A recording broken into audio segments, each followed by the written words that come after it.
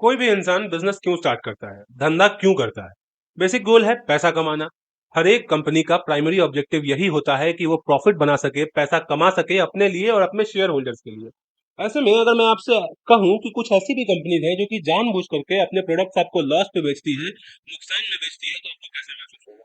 आप बोलोगे या तो मैं झूठ बोल रहा हूँ या वो कंपनी बेवकूफ है। लेकिन ये सच है। कई सारी बड़ी बड़ी कंपनीज हैं जो कि अपना प्राइमरी प्रोडक्ट आपको लॉस पे बेचती है, जैसे कि एचपी अपने प्रिंटर्स आपको 30 to 40% के लॉस पे बेचता है। नेस्कैफे की जो नेस्प्रेसो कॉफी मशीन्स आती हैं वो काफी डिस्काउंटेड रेट पे बेची जाती हैं। नेस्कैफे को नेस्प्रेसो बेच के कुछ प्रॉफिट नहीं होता। अमेजॉन जो अपने किंडल फायर टैबलेट्स बेचती है, ईबुक रीडर्स बेचती है, वो बहुत नुकसान पे बेचती है। जिलेट जो अपने रेजर्स बेचती है वो ऑलमोस्ट लॉस पे सेल करती है, कॉस्ट टू कॉस्ट सेल करती है। तो भाई ये सब बेच के फायदा क्या है? इससे कंपनी को प्रॉफिट क्या होने वाला है और कंपनी ऐसा करेगी क्यों, इसको समझना हमारे लिए बहुत जरूरी है। भाई कंपनी प्ले करती है कस्टमर्स की साइकोलॉजी के साथ में। जो ये प्राइमरी प्रोडक्ट्स है जिनके बारे में मैं बात कर रहा हूँ, जैसे कि नेस्प्रेसो की कॉफी मशीन्स हो गई, या फिर एचपी के प्रिंटर्स है, या फिर अमेजोन का किंडल ईबुक रीडर है, इनमें जो इनिशियल कॉस्ट लगता है वो काफी ज्यादा होता है, सब्सटेंशियल होता है। आप सोच के देखो कि आपके पास में 10,000 रुपए है और आप मार्केट जाते हो एक प्रिंटर खरीदने के लिए, एक प्रिंटर आपको 10,000 का मिलता है और दूसरा प्रिंटर आपको 7,000 का मिलता है। आप आंख बंद करोगे और 7,000 का प्रिंटर खरीद लोगे, आप ये नहीं सोचोगे कि भविष्य में इसके ऊपर में कितना खर्चा होने वाला है या इससे मेरे को आगे क्या फायदा या नुकसान होगा। आपको सिर्फ इतना दिखता है कि एक अच्छा ब्रांड है, सस्ते में मिल रहा है, भाई इसको खरीद लेते हैं, और आप उसको खरीद लेंगे। लेकिन अब इसको इस तरीके से सोचिए कि एचपी के प्रिंटर में लगता है एचपी का कार्ट्रिज। एचपी ने इस तरीके से अपने प्रिंटर्स को प्रोग्राम किया है कि कोई थर्ड पार्टी कार्ट्रिज आप उसके प्रिंटर्स में लगा नहीं सकते हैं।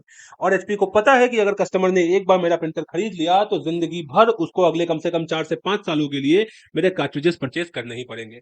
तो एचपी प्रिंटर पे तो लॉस सह लेता है, लेकिन कार्ट्रिजेस को वो 60 to 70% के प्रॉफिट पे बेचता है, और ये कार्ट्रिज आपको हर महीने खरीदना है, हर बार खरीदना है, और यहां से वो रिकवर करता है अपने कस्टमर से वैल्यू, और आप बन जाते हैं बेवकूफ। यही काम करता है नेस्प्रेसो। नेस्प्रेसो अपने मशीन तो लॉस पे बेचता है, लेकिन जो कॉफी कैप्सूल्स हैं और जो अदर प्रोडक्ट्स हैं उसको हाई मार्जिन पे लेकर के काफी प्रॉफिट पे बेचता है। इस स्ट्रेटेजी को हम बोलते हैं हुक एंड बेट मॉडल, या फिर razor razor blade model.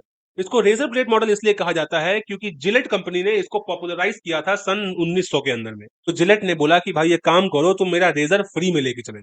Gillette ने अपने रेजर्स फ्री में बांटना शुरू कर दिए, और बाद में जो रेजर के ब्लेड्स थे वो अपनी ही कंपनी का बनाना शुरू कर दिया, जो कि बहुत हाई मार्जिन पे बेचते थे। उन्होंने अपना रेजर ऐसा बनाया कि उनके अलावा किसी दूसरी कंपनी का ब्लेड उस रेजर में फिट होगा ही नहीं, तो कस्टमर के लिए मजबूरी हो गई कि वापस उनको जिलेट के पास आना है और वहां पे पैसा देके जाना है। इस स्ट्रैटेजी को और कंपनीज ने समझा और वही चीज को इंप्लीमेंट करने लगे। किंडल के ई बुक रीडर्स तो सस्ते में मिल जाते हैं आपको, लेकिन उसके बाद जो आप ई बुक्स खरीदते हो, जहां पे ऑलमोस्ट नेग्लेजिबल इन्वेस्टमेंट होता है, वहां से अमेजोन बहुत ज्यादा पैसा बनाता है।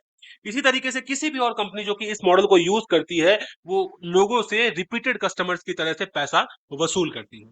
तो अब आप ये सोच रहे होंगे कि कस्टमर बेवकूफ है क्या यार, कि एक बार सस्ता प्रोडक्ट लेके बार बार महंगा खरीदेगा। जी हाँ, कस्टमर बिल्कुल बेवकूफ है, और इसी बेवकूफी का फायदा वो बड़ी कंपनी तो चाहती है।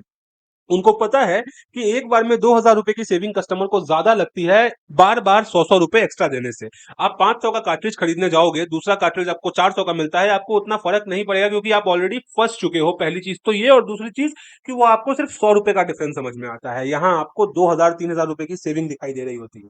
दूसरी चीज ये होती है कि कंपनी जानबूझ करके इस तरीके से प्रोडक्ट को डिजाइन करती है कि सिर्फ उनके द्वारा बनाए गए प्रोप्राइटरी प्रोडक्ट्स ही उसके अंदर में यूज हो सके, दूसरा कोई प्रोडक्ट यूज नहीं हो सके।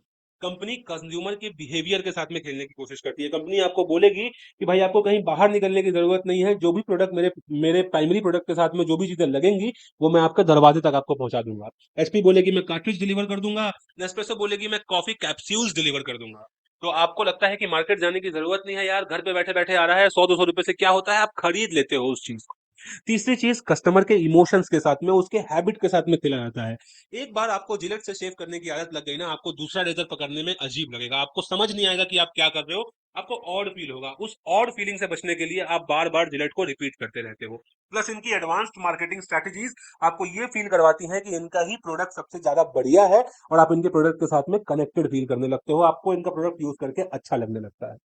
तो भाई ये तो बात हो गई कि ये क्लिक एंड बेट मॉडल होता क्या है और कंपनी इसको क्यों यूज करती है, लेकिन क्या आप जानते हैं कि इसको यूज करने के बहुत सारे डिसएडवांटेजेस भी हैं। अगर आप एक बिजनेस ओनर हैं और आप पूछ रहे हैं कि आपका भी कुछ एक प्राइमरी प्रोडक्ट है, इसके साथ में कुछ एक कॉम्प्लीमेंट्री प्रोडक्ट आता है और आपको इसको यूज करना चाहिए, तो उसके पहले ये भी समझ लीजिए कि इसके बहुत सारे नुकसान भी हैं। सबसे प्राइमरी नुकसान क्या है? ये एक बहुत कैपिटल इंटेंसिव स्ट्रेटेजी है। मतलब शुरुआत में आपको अपने महंगे प्रोडक्ट्स को लॉस में बेचना पड़ेगा, जिसके लिए आपको बहुत सारा पैसा इन्वेस्ट करना पड़ेगा।